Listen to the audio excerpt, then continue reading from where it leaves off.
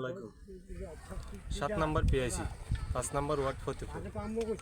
ওই পিআইসিটা সালেহ আহমদ ভাই যদি ফাইন আমরা কৃষকের কাছে যে নিরাপত্তা আর উনি যে বর্তমান অবস্থা যে পাইছে তার কাছে কোনো আমরা নিরাপত্তা পাইতেছি না বা কোনো আশা করি পাবো না।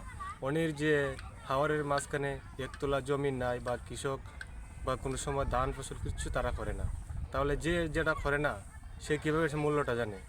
আমরা তো মনে হলো যে কৃষকের ছেলে, আমরা যে বছর শেষে এই ধানের আশায় বসে থাকি, সেটা নিয়ে বিক্রি করি, চলাফেরি করি না। আমাদের খাসটা যদি ঠিক মতো না হয়, আমাদের যদি পানিটা ঢুকে হাওরটা ডুবে যায়, তাহলে তো আমাদের কোনো ফলাফল করে কোনো উপার্জন পাইলাম না। আমরা যে চাই যার কাছে যে ভালো পাই, যে নিরাপত্তা হয় জনগণের, তাকে খাসটা দেওয়ার জন্য অনুরোধ।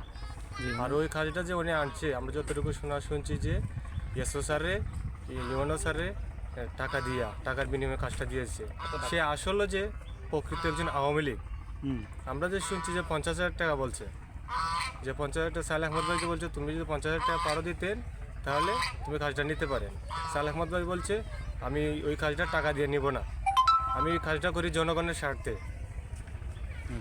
আর উনি আনছে, উনির কাছে তো কোনো যে নিরাপত্তা নাই। আশা করি উনিকে কাজটা না দেওয়া ভালো, এটাই আমার বক্তব্য শেষ।